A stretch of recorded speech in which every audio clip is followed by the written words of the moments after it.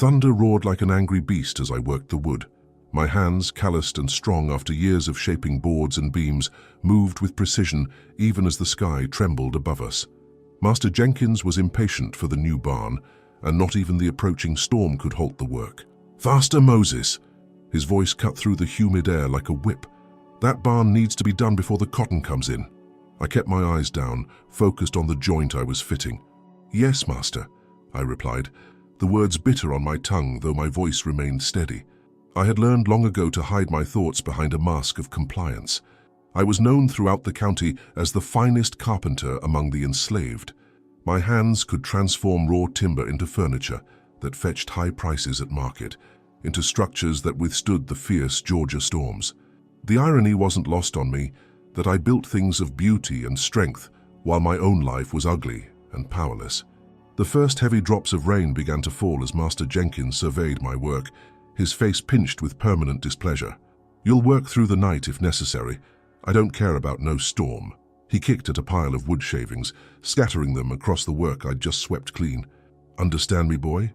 I was 36 years old, with grey already appearing in my beard, but to him, I would always be boy.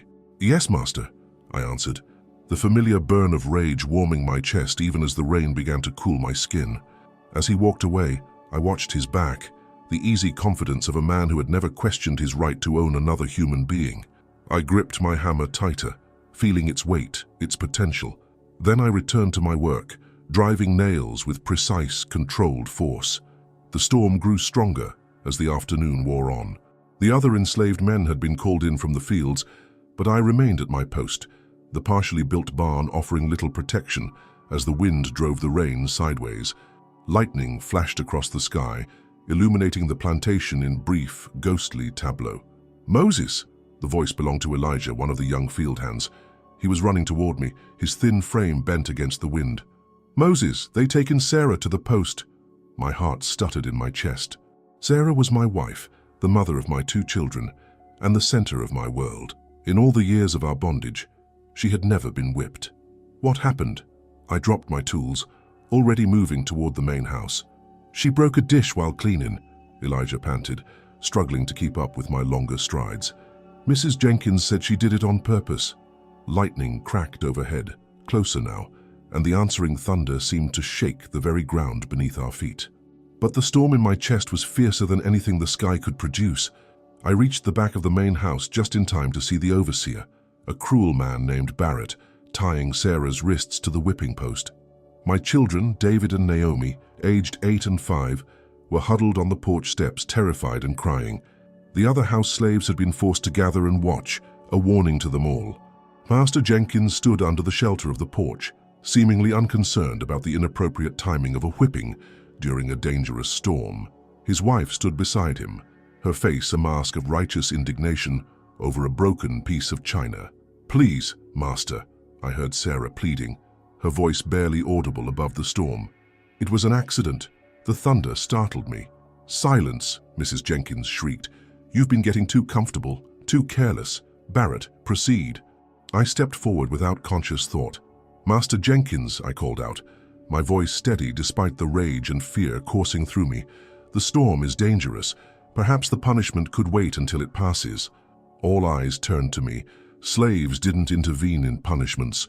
We endured in silence, supporting each other afterward with whispered comforts and herbal remedies for torn flesh. But I couldn't stay silent, not with Sarah. Master Jenkins narrowed his eyes at me. "Get back to your work, Moses. This doesn't concern you." "She's my wife," I said, the words simple but laden with meaning. In the eyes of the law, we had no right to marriage, to family bonds. Our children belonged to Jenkins, not to us. But in our hearts, in our community, these bonds were sacred. "All the more reason for you to learn your place," Jenkins replied coldly. He nodded to Barrett. 5 extra lashes for Moses's impudence." Barrett smiled, enjoying his work as always. He raised the whip, its leather tails wet with rain, and brought it down across Sarah's back. Her scream pierced me deeper than any physical pain could have. Lightning struck a tree at the edge of the property with a deafening crack. The ancient oak split down the middle, one half crashing to the ground in a shower of splintered wood and leaves. In that moment of distraction, I lunged forward, only to be caught by two of Barrett's helpers who had anticipated my reaction. "Hold him," Barrett commanded. "Make him watch." They forced me to my knees in the mud, gripping my arms as Barrett continued his work. 1 lash, 2, 3. Sarah's cries grew weaker. The rain washed her blood into the soil that we tilled, but would never own. When it was done, they cut her down and she collapsed into the mud. I was released and allowed to go to her, to carry her broken body back to our cabin. My children followed, their small faces streaked with tears and rain. Inside our small leaking cabin, I gently laid Sarah on our pallet. Her dress was in tatters, her back a crosshatch of angry welts and open cuts. I sent David to fetch Mama Esther, the elderly woman who knew the healing ways, while Naomi helped me clean Sarah's wounds with our precious small supply of clean water. "I'm sorry," Sarah whispered, her voice faint. "I didn't mean to drop it." "Hush now," I soothed, stroking her hair. "It wasn't your fault. Nothing about this life is our fault." Thunder continued to roll overhead as Mama Esther arrived with her basket of poultices and herbs. She shooed the children to the corner and set to work, her gnarled hands gentle as she applied her remedies to Sarah's back. "They gone too far this time," the old woman muttered. "Whipping in a storm like they inviting the wrath of God himself." I said nothing, watching as she worked, memorizing each mark on Sarah's skin, each wince of pain that crossed her beloved face. Something was breaking inside me, something that had held me together through 15 years of bondage on the Jenkins plantation, through seeing other men and women beaten, through backbreaking labor and constant humiliation. "Moses," Sarah called weakly, reaching for my hand. "Don't look like that. Don't let them see that look in your eyes. They'll kill you for it." I squeezed her hand and forced my expression to change, to return to the carefully neutral mask I had perfected. But inside, something had shifted irrevocably. After Mama Esther left, after the children had finally fallen into uneasy sleep in the corner of our cabin, after the storm had moved on to be replaced by an eerie calm, I sat beside Sarah and made a silent vow. This would be the last time my family suffered at the hands of the Jenkinses. Somehow, someday soon, I would end this. The opportunity came sooner than I expected. The next morning, Master Jenkins came to the half-finished barn, where I had resumed my work, despite having been awake most of the night tending to Sarah. "The storm damaged the main house roof," he informed me without greeting. "You'll need to repair it immediately." I nodded, keeping my eyes appropriately lowered. "Yes, Master." "And Moses," he added, his voice lowering to a threatening tone, "don't think I've forgotten your impertinence yesterday. Barrett will deal with you once the roof is fixed." My hands tightened on my tool belt. "Yes, Master," I repeated, the words hollow and meaningless. As I gathered my tools and followed him to the main house, I noticed another storm brewing on the horizon. The air was heavy with moisture and the promise of violence, much like my own heart. 3 days passed before the second storm arrived. 3 days of working on the main house roof under the relentless Georgia sun. 3 days of returning to our cabin each night to find Sarah feverish and in pain, her wounds refusing to heal properly in the damp, unsanitary conditions of our living quarters. 3 days of watching my children grow quieter, more fearful, jumping at every sound from outside. 3 days of Barrett reminding me each time he passed, "Soon as that roof's done, Moses, then it's your turn." I had just finished the repairs when the sky darkened again. Master Jenkins inspected my work with his usual critical eye, finding fault with minor details, though the craftsmanship was flawless. I stood with my head bowed, my hammer hanging from my belt, heavy with possibility. "It'll do," he finally conceded. "Get your things and report to Barrett at the carriage house." "The storm's coming fast, Master," I observed quietly, gesturing to the blackening sky. "Might be best to wait until it passes." Jenkins looked at me with contempt. "Afraid of a little rain, boy? Or just trying to delay your punishment?" He stepped closer, his face inches from mine. "You need to be reminded of your place. Getting too prideful with those carpentry skills of yours, thinking you're special." I said nothing, but my silence seemed to anger him further. "You think I don't know about your little reading sessions," he hissed, and my blood ran cold. "Barrett saw your boy with a primer. Who's been teaching you?" Reading was forbidden to slaves. The penalty could be severe, from whipping to the removal of fingers or even an eye, depending on the master's temperament. I had been teaching both my children in secret, scratching letters in the dirt floor of our cabin. and quickly erasing them, using charcoal on scraps of wood that could be burned. "No one, Master," I lied. "The boy must have found it somewhere." "Lies!" Jenkins' face flushed with anger. He grabbed the front of my worn shirt. "Barrett says he caught the boy reading, not just holding the book. And he says when he asked where he learned, the boy mentioned your name before he caught himself." My heart sank. David was too young to have developed the instinct for self-preservation that slavery demanded. He wouldn't have known to lie. "Your whole family needs a lesson," Jenkins continued, a cruel smile forming on his face. "After Barrett's done with you, maybe we'll sell the boy. Separate them young before they get too attached to their parents. That's what my father always said." Something snapped inside me. The thought of my son, my bright, curious David, being sold away, sent to some distant plantation never to see his family again, broke through the last barrier of restraint I had maintained for years. Lightning flashed overhead, followed almost immediately by a thunderclap that shook the ground. Fat raindrops began to fall, but neither Jenkins nor I moved. "You won't touch my son," I said, my voice so quiet that Jenkins leaned in to hear me over the growing storm. "What did you say to me, boy?" he demanded, his hand moving to the small whip he carried on his belt. I looked directly into his eyes then, breaking one of the unwritten rules of our existence. Slaves did not meet the gaze of white men. We looked at the ground, at their boots, at a point over their shoulders, never directly into their eyes as equals. "I said," I repeated slowly, "you won't touch my son." The first lash caught me across the cheek, opening a line of fire from my ear to the corner of my mouth. I didn't flinch. "To the post with you!" Jenkins shouted, spittle flying from his mouth to mix with the rain on my face. "Barrett! Barrett!" But the rain was coming down in sheets now, the wind howling around the corners of the house. No one would hear him over the storm. We were alone on the porch, the repaired roof creaking above us. Jenkins raised the whip again, but this time my hand shot out and caught his wrist. His eyes widened in shock and fear. The fear that lived in the heart of every slave owner, the fear that one day we would rise up against them. "Let go of me," he commanded, trying to maintain his authority despite the tremor in his voice. My grip tightened. I could feel the bones of his wrist grinding together under my carpenter's hands, hands strengthened by years of labor, hands that had built his wealth while my family lived in squalor. "You whipped my wife for breaking a dish," I said calmly, the rain streaming down my face. "You threatened to sell my son for learning to read. What would you do to me for this?" I saw the realization dawn in his eyes, that he had pushed me beyond the point of caring about consequences. That was the moment he began to struggle in earnest, trying to pull away, to call for help against the howling wind.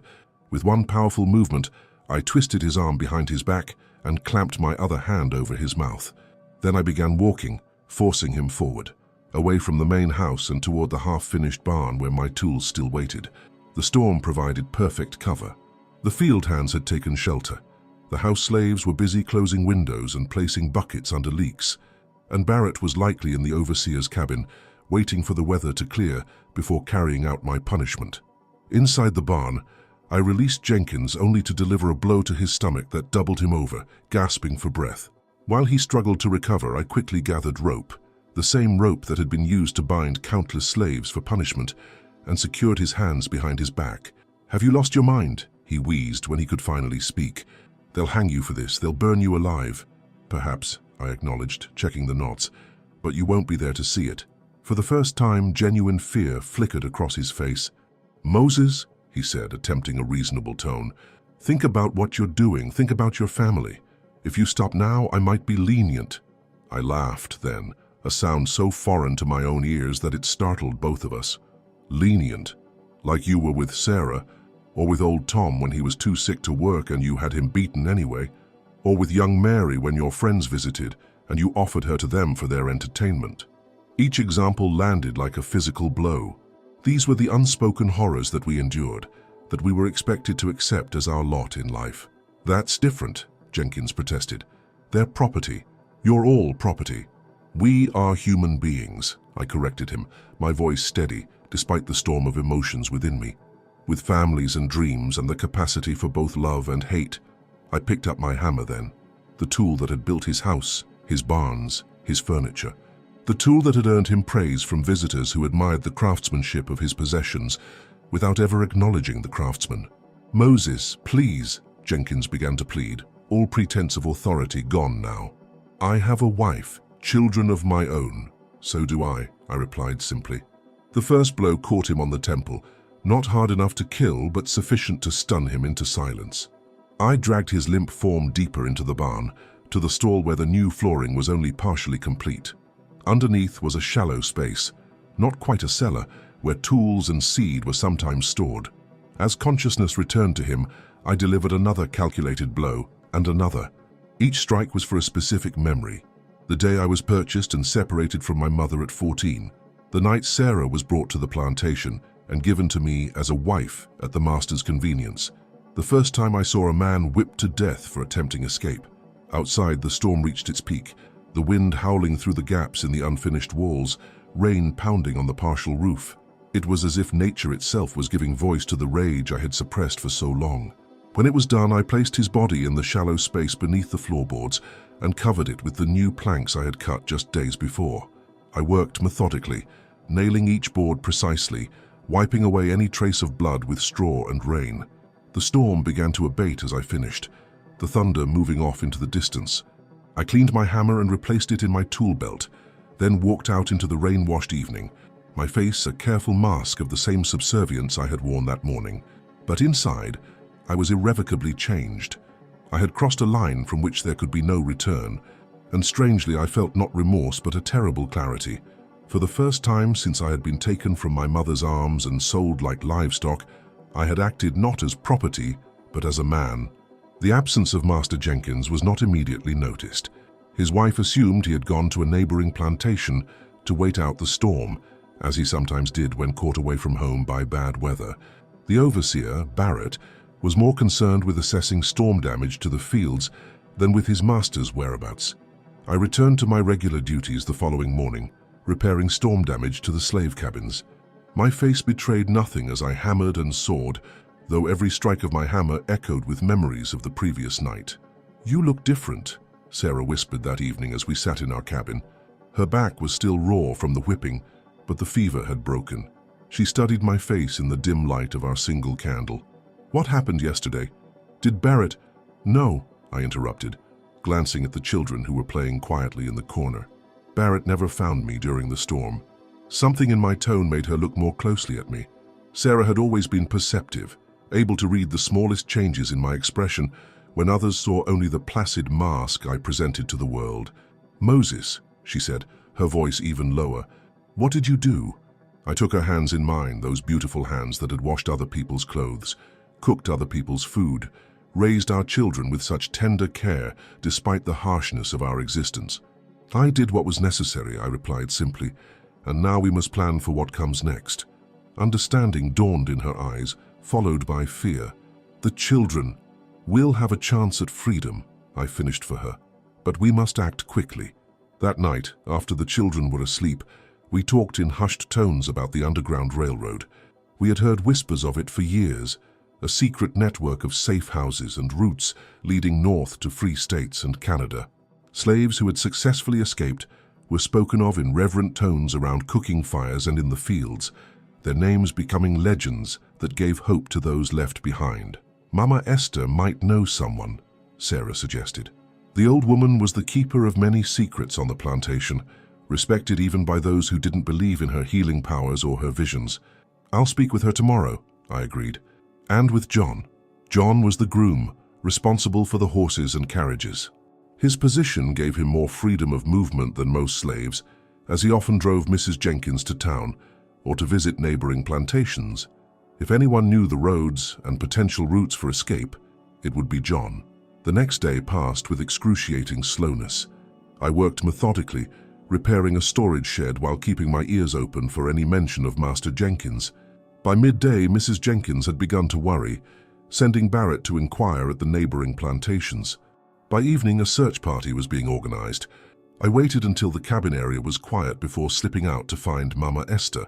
The old woman was sitting outside her cabin, smoking a pipe, seemingly untroubled by the commotion at the main house. "I've been expecting you, Moses," she said without looking up as I approached. "Sit yourself down." I obeyed, perching on a stump near her door. "You know why I've come?" "I know more than that," she replied cryptically. her eyes finally meeting mine. "I know what you did in that barn, and I know what you're fixing to do next." A chill ran through me. "How?"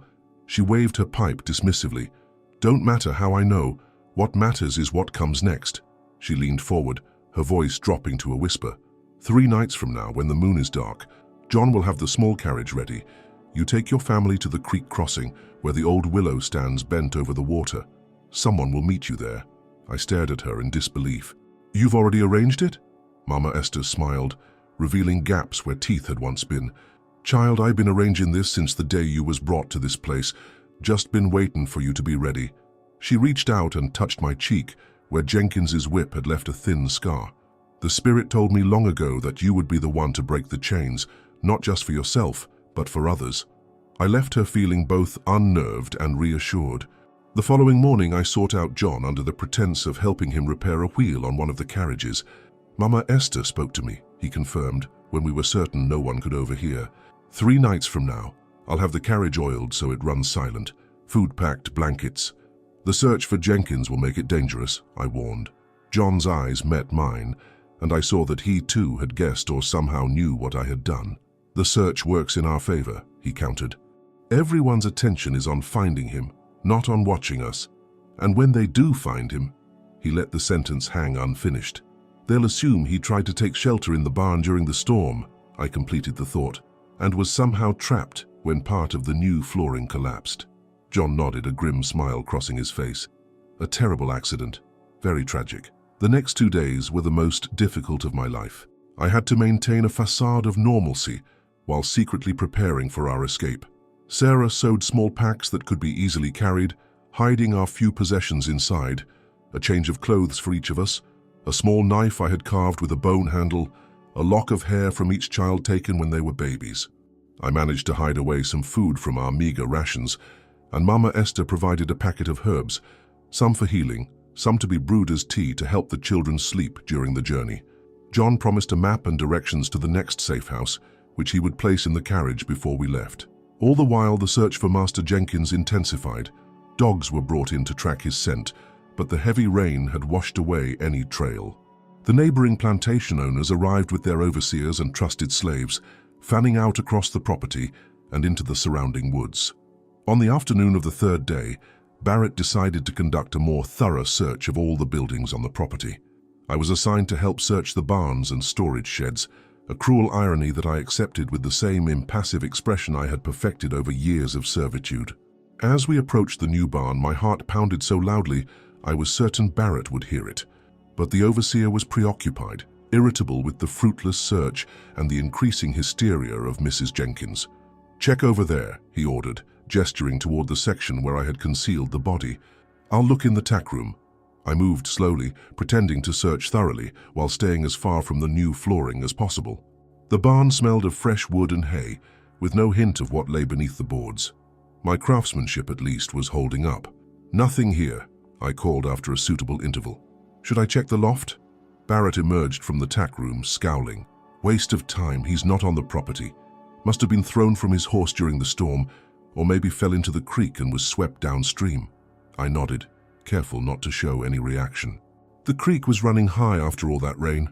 Barrett studied me for a moment, and I wondered if he could somehow sense my involvement, but he merely spat on the ground and stalked out of the barn, gesturing for me to follow. That evening, the mood on the plantation was tense. Mrs. Jenkins had taken to her bed with a case of nerves, and Barrett had doubled the night watch, though it was ostensibly to look for signs of the missing master rather than to prevent any escapes. Sarah and I put the children to bed early, telling them we would wake them for a special journey later. David, at 8, understood more than we said. He hugged me tightly before lying down. "Are we going to be free, Papa?" he whispered. I swallowed the lump in my throat. "We're going to try, son. Now rest. We'll need your strong legs tonight." As the plantation settled into uneasy sleep, Sarah and I sat holding hands in the darkness of our cabin, listening to the night sounds, the distant barking of the search dogs, the calls of the night watchmen to one another, the soft breathing of our children. "Are you afraid?" Sarah asked, her voice barely audible. "Yes," I admitted, "but not of dying. I'm afraid of living another day in chains." She squeezed my hand. "Whatever happens, we face it together, as a family." At midnight, we woke the children and dressed them warmly. Naomi was confused and sleepy, but David was alert, his young face solemn with the understanding of the risk we were taking. We each took a small pack, and I lifted Naomi onto my back. Slipping out of the cabin, we kept to the shadows, avoiding the areas where the night watchman patrolled. The moon was just a sliver in the sky, providing little light, exactly as Mama Esther had promised. We made our way to the small stable where John had said he would leave the carriage. My heart sank when I saw it was empty. Had John betrayed us? Had he been caught? Over here, came a soft whisper from the darkness beyond the stable. John emerged from the shadows, leading the carriage horse by its bridle. The small carriage stood ready on the path behind him. Thought it safer to wait away from the buildings. Barrett's been checking everywhere twice. Relief flooded through me. "Thank you," I said, clasping his hand. "Don't thank me yet," he replied grimly. "Get your family in. I've packed extra food and water. The map is under the seat. Memorize it, then destroy it. Your contact will be wearing a red scarf. He'll know what to do next." We climbed into the small carriage, the children huddled between Sarah and me. John handed me the reins. "Stay off the main roads," he advised. "Follow the creek north for 5 miles, then look for the lightning-struck oak. The path beside it will take you to the meeting point. You could come with us," I offered, suddenly reluctant to leave this man who had risked so much to help us. John shook his head. "My time ain't come yet. I got others to help after you. Now go before the next patrol comes around." With a final nod of gratitude, I flicked the reins gently. The horse moved forward, the well-oiled wheels of the carriage making little sound on the soft earth of the path. As we left the boundaries of the plantation that had been our prison for so many years, I felt a weight lifting from my shoulders, even as a new tension took its place. We were fugitives now, hunted not just by the law, but by professional slave catchers who would earn a handsome reward for our return. Behind us lay certain punishment if we were caught. Ahead lay uncertainty, danger, and the faint flickering promise of freedom. I held the reins firmly, guiding the horse into the darkness, praying that the road ahead would lead my family to a better life, or at least to a death of our own choosing rather than one dictated by the cruelty of others. The carriage moved silently through the Georgia night, the only sounds the soft fall of the horse's hooves on the dirt path and the occasional creak of the wooden wheels. The children had fallen into an uneasy sleep, lulled by the gentle rocking motion and the tea Mama Esther had prepared. Sarah remained vigilant beside me, her eyes constantly scanning the darkness for any sign of pursuit. We followed the creek as John had instructed, staying under the cover of the trees that lined its banks. The water gurgled quietly beside us, swollen from the recent storms, but no longer the raging torrent it had been days earlier. In its depths, I imagined, lay any evidence that might have washed from my hands or clothes on that fateful night. "Do you regret it?" Sarah whispered, as if reading my thoughts. I considered the question carefully. "I regret that it was necessary," I finally answered. "I regret that our children have to flee in the night because of what I did, but the act itself," I shook my head. "No, I cannot regret freeing us from his cruelty, even if our freedom is yet uncertain." She placed her hand over mine on the reins. "Then neither do I." The lightning-struck oak appeared as a ghostly sentinel in the pre-dawn light, its shattered trunk pointing accusingly toward the heavens. I guided the horse onto the narrow path beside it, the carriage barely fitting between the close-growing trees. The path wound upward, away from the creek, and into rockier terrain. "Papa," David whispered, awake now and alert. "Someone's following us." My heart froze. I had been so focused on the path ahead that I had neglected to check behind us. Now, straining my ears, I could hear it too, the distant sound of hoofbeats moving fast. "Barrett," Sarah breathed, fear evident in her voice. There was no question of outrunning them. Our small carriage with its single horse, carrying 4 people and our meager possessions, was no match for Barrett's thoroughbreds, and there was nowhere to hide the carriage on the narrow, winding path. A decision formed in my mind with terrible clarity. "Sarah," I said quietly, "take the children and continue on foot. The path leads to a meeting point where someone will be waiting to guide you further. I'll lead them away with the carriage." "No," she protested, clutching my arm. "We stay together. You promised. If we stay together, we'll all be caught," I reasoned, though it tore at my heart. "This way, you and the children have a chance." "And what chance will you have?" she demanded, tears streaming down her face now. They'll kill you for what you did to Jenkins." "Perhaps," I acknowledged, "or perhaps I'll find another way. But our children must have their chance at freedom, Sarah. Isn't that what we've always wanted for them?" She knew I was right, though it broke both our hearts to admit it. Quickly, we gathered the essential supplies into the packs we could carry. I lifted first Naomi, then David down from the carriage, holding them close for what might be the last time. "Be brave," I told them, my voice thick with emotion. "Listen to your mama. Help each other. Come with us, Papa," Naomi pleaded, her small arms tight around my neck. "I'll try to find you," I promised, though I had no idea how I would keep that promise. "I'll always be looking for you." David, my serious, thoughtful son, looked up at me with eyes too old for his young face. "I'll take care of them, Papa," he said solemnly. "I'll remember everything you taught me." I embraced Sarah then, memorizing the feel of her in my arms, the scent of her hair, the strength in her slender frame. "Go north," I whispered. "Keep the North Star in front of you. If we're separated, that's how I'll find you again." She nodded against my chest, unable to speak through her tears. Then, with a final desperate kiss, she took the children's hands and hurried them up the path on foot, disappearing into the thick undergrowth. I turned the carriage around, a difficult maneuver on the narrow path, and headed back down toward the creek. The sound of pursuit was closer now, several horses moving at speed. My plan was simple: lead them away from Sarah and the children, then abandon the carriage and try to lose them in the woods. I was nearly back to the lightning-struck oak when they appeared, Barrett at the lead, followed by 4 other men, all armed. They pulled their horses to a halt when they saw me, momentarily surprised to find their quarry heading toward them rather than away. "Moses!" Barrett called out, his voice carrying clearly in the still morning air. "Where's your family? Where are you taking my carriage?" I reined in the horse, my mind racing. If I tried to run now, they would shoot me and then track Sarah and the children. I needed to buy time to lead them in the wrong direction. "They're gone," I called back, letting desperation color my voice. "Taken by slave stealers in the night. I'm trying to find them." Barrett laughed, a harsh, ugly sound. "Slave stealers?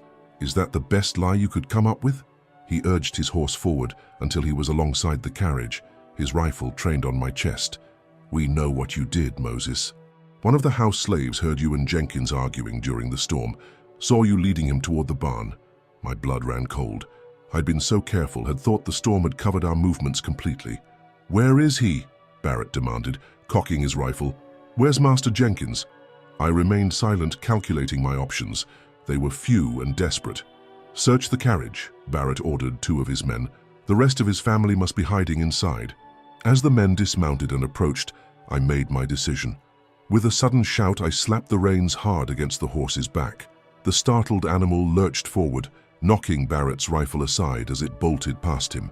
Shots rang out behind me as I urged the horse to greater speed, driving the carriage recklessly down the path. A bullet splintered the seat beside me. Another whistled past my ear.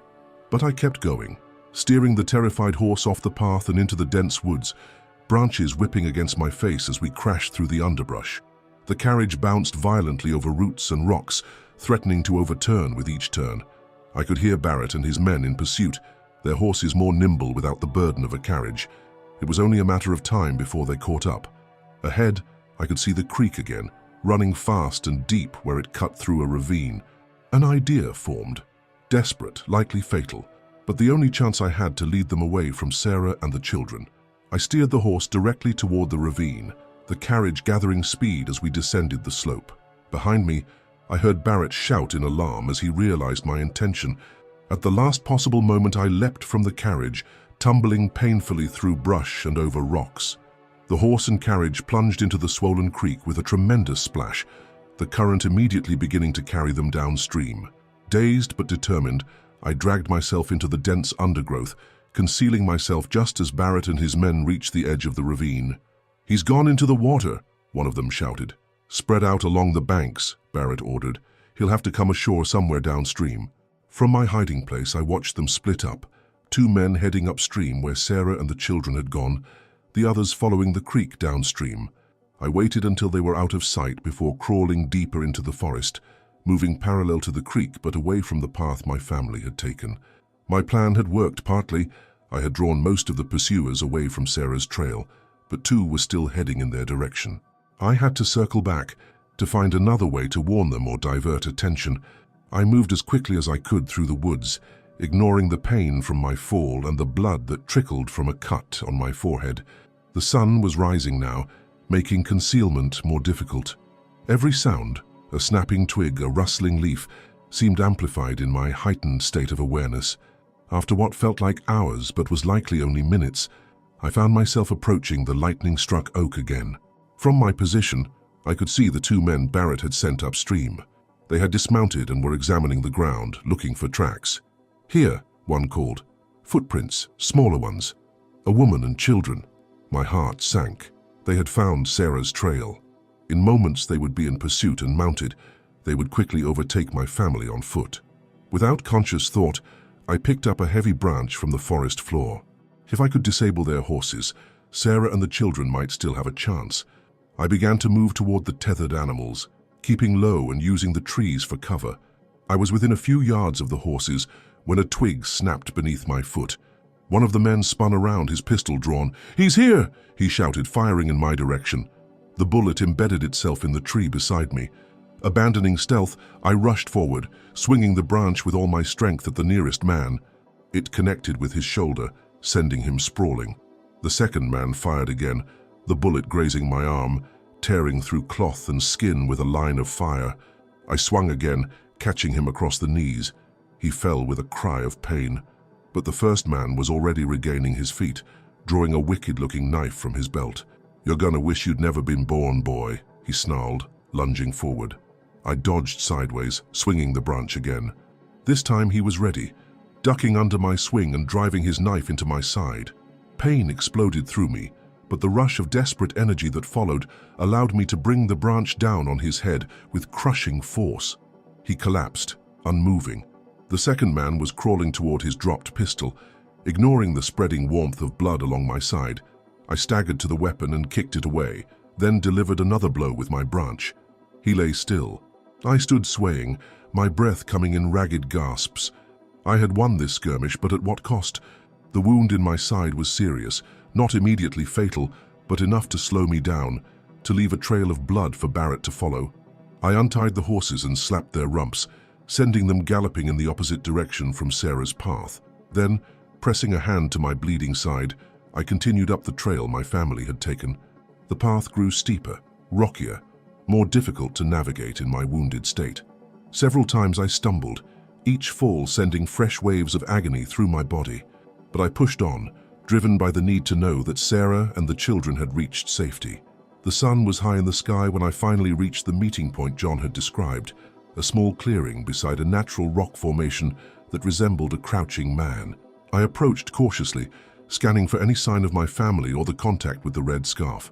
The clearing appeared empty, disturbed only by the gentle breeze that rustled the leaves overhead. Had they already gone, or had they never arrived? "Sarah," I called softly, then louder. "Sarah, David, Naomi." Only silence answered me.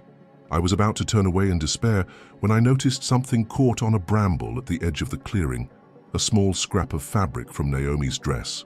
They had been here, but where had they gone? And had they been alone, or had the contact found them? A rustling in the bushes behind me sent me spinning around, raising my bloodied branch in defense. "Easy, friend," came a quiet voice as a man emerged from the undergrowth. Around his neck was tied a red scarf. "You must be Moses. John said you might be following." Relief weakened my knees, and I sank to the ground, the branch falling from my nerveless fingers. "My family," I gasped. "Did they make it? Are they safe?" The stranger knelt beside me, his eyes widening as he took in my blood-soaked shirt. "They're safe," he confirmed. "Already on their way to the next station. But you're badly hurt." "Barrett," I managed to say. "The overseer. He and his men are searching. They know about Jenkins." The man nodded grimly. "John warned us there might be pursuit. We've laid false trails, sent your family by an alternate route." He examined my wound with gentle fingers. "This needs attention, but we can't stay here. Can you walk a little further?" I nodded, though I wasn't certain it was true. "Just tell me they're really safe." "I give you my word," he said, helping me to my feet. "Your wife and children will reach the Free States. Whether you're with them or following later depends on how well I can patch you up." With his support, I stumbled deeper into the woods, away from the clearing and the path that had led me there. Each step was agony, but each one also took me further from slavery and closer to the possibility of reunion with my family. As we walked, I thought about the choices that had led me to this moment, the rage that had built over years of servitude, the violence I had unleashed in that storm-lashed barn, the desperate flight through the night. I did not regret killing Jenkins. In the moral calculus of my soul, his death was a scale balancing for the countless deaths and sufferings he had inflicted or permitted. But I regretted the necessity of violence, the reality that in a world built on oppression, freedom sometimes required bloody hands. I had not wanted to be a killer. I had wanted only to be a husband, a father, a craftsman taking pride in honest work fairly compensated. Almost there, my guide encouraged as I stumbled again. Just beyond those rocks, we rounded a large boulder to find a small, well-hidden cabin nestled against the hillside. Smoke rose from its chimney, and a woman stood in the doorway, her expression changing from wariness to concern as she saw my condition. "Another wounded one," she called over her shoulder to someone inside. "Bring the kit, quickly." As they helped me inside and laid me on a pallet by the fire, I felt consciousness beginning to slip away. The last thing I heard was the woman's voice, firm but kind. "Rest now, Carpenter. You've built your path to freedom. Now let us help you walk it." I drifted in and out of consciousness for what seemed like days. Fever gripped me, bringing with it vivid dreams where I alternately built magnificent structures with my hands or destroyed them with my hammer. In these dreams, Master Jenkins appeared repeatedly, sometimes as the man he had been, sometimes as a ghost with accusatory eyes, sometimes as a creature made of wood that I had crafted myself. "The infection's deep," I heard the woman say during one of my more lucid moments. "If it reaches his blood, he's strong." Her companion, my guide with the red scarf, replied, "And he has much to live for." I wanted to thank them, to ask about Sarah and the children, but darkness claimed me again before I could form the words. When I finally woke with a clear mind, sunlight was streaming through a small window, casting patterns on the rough wooden floor. The cabin was quiet, save for the gentle crackling of the fire and the sound of someone moving about in the next room. I tried to sit up, wincing at the pain in my side. The wound had been cleaned and stitched, but it protested any movement. "Easy there," the woman said, entering the room with a steaming cup in her hand. "You'll tear those stitches." She helped me to a sitting position, supporting my back with a folded blanket, then handed me the cup. Willow bark tea, for the pain. I sipped the bitter liquid, my mind clearing further with each swallow. "How long?" I asked, my voice raspy from disuse. 5 days, she replied. "The fever broke yesterday. For a while, we thought we'd lose you." 5 days. Barrett would have found Jenkins's body by now. The search for my family and me would have intensified. "My wife and children?" The woman, whose name I learned was Hannah, smiled. "Safe. They reached the next station the day after you arrived here. They're likely in Pennsylvania by now." Pennsylvania, a free state. Relief flooded through me, but it was quickly followed by longing and regret. "I need to go to them." Hannah shook her head firmly. "Not yet. You're too weak to travel and the roads are being watched. Barrett has men at every crossing, checking every wagon." "How do you know?" "We have friends everywhere," she said simply, "even among those who appear to be enemies." Over the next few days, as my strength slowly returned, I learned more about Hannah and her husband Thomas, the man with the red scarf. They were part of the Underground Railroad, their isolated cabin serving as a station for fugitive slaves making their way north. They were not abolitionists from the north, as I had assumed, but Southerners who had come to believe in the evil of slavery through their own experiences. "My father owned slaves," Thomas told me one evening as we sat by the fire. "I was raised to see it as the natural order. It wasn't until I witnessed a mother being separated from her children at auction that I began to question what I had been taught." Hannah had a similar awakening. "My sister married a plantation owner," she explained. "When I visited, I saw things that couldn't be justified by any scripture or law. They had been helping fugitives for 7 years, working in secret, risking their lives and freedom. In that time, they had guided more than 100 souls toward liberty. Your family made it safely to the Thompson station," Thomas informed me after returning from a trip to the nearest town for supplies. "From there, they'll go to Philadelphia, where there's a community of free blacks. They'll be provided with papers, work, a place to live." "And when can I join them?" I asked, the question that had been burning in me since I regained consciousness. Thomas and Hannah exchanged a look I couldn't interpret. "Moses," Thomas said carefully, "you need to understand something.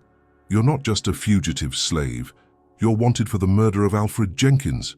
Though I had known this, hearing it stated so plainly made my heart sink. "They found him then?" Thomas nodded. 3 days after you left. Barrett's dogs led them to the barn. They found him under the new flooring just as you left him." I closed my eyes, seeing again the scene in the storm-lashed barn. "And they know it was me." "They suspect," Hannah corrected. "The house slave who saw you arguing with Jenkins has been persuaded to change her story. But Barrett is convinced. There's a reward for your capture, $500. A substantial sum, more than most slaves would sell for at auction, enough to motivate even those with no personal stake in finding me. So I can never join my family," I said flatly, the realization settling over me like a physical weight. "Not in Philadelphia," Thomas agreed. "It's too risky. Slave catchers operate openly there, despite Pennsylvania's status as a free state. And with a murder charge, even sympathetic authorities wouldn't protect you." "Then where?" I demanded, frustration rising in me. "Where can I go?" "Canada," Hannah said simply. "It's further, more difficult to reach, but once there, you'd be beyond the reach of American law. No extradition for escaped slaves, even those accused of crimes against their masters. Canada. It might as well have been the moon for how distant and unreachable it seemed. And my family? How would they know to meet me there?" "We have ways of passing messages," Thomas assured me. "Once you're well enough to travel, we'll send word ahead to Philadelphia. Your wife seems like a resourceful woman. If she can get herself and your children to Canada, she will." In that moment, I made a decision that would shape the rest of my life. "No," I said firmly, "I won't ask them to risk the journey again, not when they've just reached safety." Hannah looked puzzled. "But surely you want to be reunited." "More than anything," I acknowledged, the ache in my heart nearly as painful as the wound in my side. "But I want them to live even more. Sarah and the children have a chance now. Papers, work, community. If they try to reach Canada, they might lose everything, might be captured and returned to slavery." I took a deep breath, steadying myself against the pain of what I was about to say. "Tell them I died. Tell them my wounds were too severe, that I didn't survive." "Moses," Thomas protested, "that's not necessary. There are ways." "No," I interrupted. "I've seen what happens to fugitives who are caught. I won't risk my family experiencing that. Let them believe I died in the pursuit of their freedom. Let them mourn and then build new lives." The decision felt like cutting off my own limb, but I knew it was right. Sarah was strong. She would raise our children well, would tell them stories of their father who had given everything so they could be free. Perhaps someday, when they were grown and established in their new lives, when the search for me had long since been abandoned, I might find a way to let them know I had survived. But for now, this sacrifice was the final gift I could give them. "And you?" Hannah asked softly. "What will you do?" I looked down at my hands. Carpenter's hands, skilled hands that had built and then destroyed. "I'll go to Canada, as you suggested. I'll build a new life there, and I'll help others like me find their way to freedom." In the weeks that followed, as my wound healed and my strength returned, Thomas and Hannah prepared me for the journey north. They provided me with clothes that would help me pass as a free black man, taught me how to speak and carry myself to avoid suspicion, and gave me the names of contacts along the route to Canada. "You'll travel as Samuel Wilson, a free carpenter from Baltimore," Thomas instructed. "I've prepared papers, not perfect but good enough to get you past casual inspection." Hannah added, "Travel by night when possible. Stay on the established underground railroad routes. Trust no one whose name we haven't given you." The day before my departure, a letter arrived from Philadelphia, from Sarah. Thomas read it to me, as despite my secret efforts to learn, my reading skills were still limited. "We are safe," he read, "in a house with others who have made the same journey. The children ask for their papa every day. Please tell him we are waiting, that we will wait as long as necessary. Tell him that his sacrifice has given us a new life, and that our love for him grows stronger with each day of freedom." I listened with tears streaming unashamedly down my face, memorizing each word to carry with me on the long journey ahead. Then I asked Thomas for paper and ink, dictating my final message to my family. "Tell her that I died peacefully," I instructed him, "that my last thoughts were of her and the children. Tell her to raise them to be proud, to remember their heritage but to embrace their freedom. Tell her, my voice broke, tell her that my love for them was the one true freedom I always possessed, even in chains. Thomas wrote my words without comment, though I saw the moisture in his eyes. When he was done, he looked up at me. Are you certain about this? It's not too late to change your mind. I nodded, resolute despite the pain tearing at my heart. A clean break is kinder in the end. Let them mourn and move forward, rather than living in uncertain hope. The following night, I left the cabin that had been my sanctuary, beginning the long journey northward. Thomas accompanied me for the first few miles, guiding me to the next station on the Underground Railroad. When it was time for us to part, he pressed something into my hand, a small carved figure of a man, woman, and 2 children standing together. I made this while you were recovering, he said, to remind you of what you're fighting for, even if they can't be with you. I clutched the carving tightly, too moved to speak. Then, with a final handshake, we parted, he returning to his work in Georgia, I continuing toward an uncertain future in a distant land. The journey to Canada was arduous and dangerous. Twice I narrowly escaped capture by slave catchers. Once I was forced to hide in a swamp for 2 days, neck deep in fetid water, as a search party with dogs passed nearby. I traveled by night, guided by the North Star, the same star I had told Sarah to follow, and slept in barns, caves, and the homes of sympathetic strangers during the day. I crossed into Canada, near Niagara Falls, 3 months after leaving Hannah and Thomas's cabin. Standing on free soil at last, I felt a complex mixture of emotions: relief, pride, profound sadness, and a tentative hope. I was legally free. The hammer and nails that had defined my enslavement could now become tools of true craft, rather than symbols of oppression. In Toronto, I found work as a carpenter, my skills quickly earning me respect and steady employment. I built a small cabin on the outskirts of the city, simple but sturdy, with extra rooms that often housed newly arrived fugitives making the transition to freedom. Over the years, I became involved with the abolitionist movement, sharing my story, with certain details changed to protect my identity, to raise awareness of the horrors of slavery. I helped establish a network to assist those fleeing north, using my knowledge of the Underground Railroad to create safer, more efficient routes. And always, I kept the small wooden carving Thomas had given me. Each night I would hold it in my hands, tracing the features of the figures, imagining Sarah and the children in their new lives. I pictured David growing tall and strong, perhaps learning a trade or even receiving an education. I saw Naomi blossoming into a young woman with her mother's grace and resilience, and I imagined Sarah finding some measure of peace and perhaps even happiness in their freedom, though I hoped she would not forget me entirely. 10 years passed. The debate over slavery in the United States grew more heated, the country moving inexorably toward conflict. More and more fugitives arrived in Canada, bringing stories of increasing tension and violence in both North and South. In the spring of 1860, a young man arrived at my door, sent by the abolitionist network I worked with. He was tall and slender, with intelligent eyes that somehow seemed familiar. "Mr. Wilson," he asked, using the name I had adopted. "I was told you might have work for a carpenter's apprentice." There was something in his voice, in the way he held himself, that stirred memories long suppressed. "What's your name, young man?" I asked, my heart suddenly racing. "David," he replied. "David Freeman." Freeman, the surname many former slaves chose upon gaining their freedom. I studied him more closely, scarcely daring to hope. "Where are you from, David?" "Philadelphia, originally," he said. "Before that, Georgia." "But that was a long time ago." My hands trembled. "And your family?" "My mother and sister live in Philadelphia still. My father..." He hesitated. "My father died helping us escape slavery. At least that's what we were told." I gripped the door frame for support. "And your mother's name?" "Sarah," he answered, giving me a curious look. "Sir, are you all right? You've gone pale." I stepped back from the door. "Come inside, David. I think we have much to discuss." As he entered my cabin, his eyes fell on the small wooden carving that sat on my mantelpiece. A man, woman, and 2 children standing together. I saw recognition dawn in his eyes, followed by disbelief. "Where did you get that?" he whispered. "It was given to me by a friend," I replied, my voice unsteady.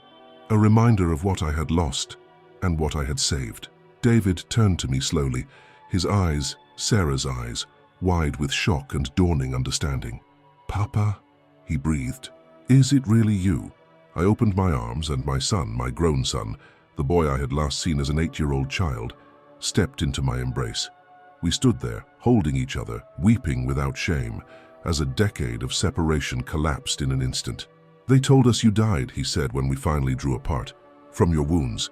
I asked them to tell you that," I confessed, "to keep you and your mother and sister safe. How did you find me?" David smiled through his tears. "I didn't know I was finding you. I came to Canada to establish myself, to prepare a place for Mother and Naomi to join me.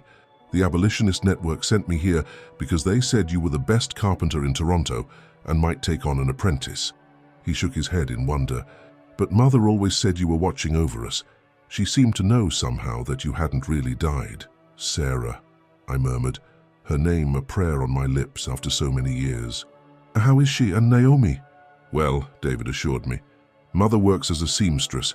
Naomi is 16 now, teaching reading to other freed slaves." His expression grew serious. "They never forgot you, Papa. We've lived all these years with your sacrifice as our inspiration. And now," I hardly dared to ask. David's smile returned. "Now I'll go back to Philadelphia with the greatest news imaginable.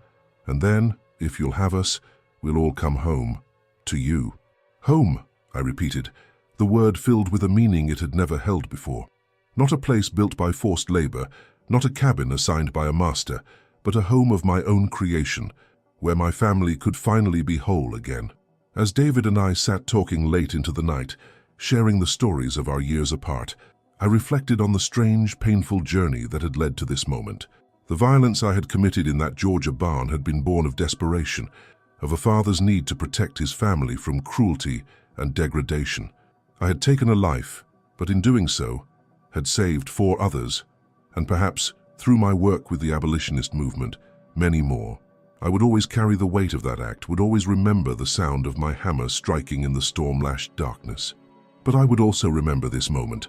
My son returned to me, the promise of reunion with Sarah and Naomi, the knowledge that my family had not just survived but flourished in their freedom. The hammer that had been my burden had also been my salvation. The skills forced upon me in slavery had become the foundation of a life of dignity and purpose. And the love that had driven me to violence had also given me the strength to endure separation, to build something worthy of the sacrifice we had all made.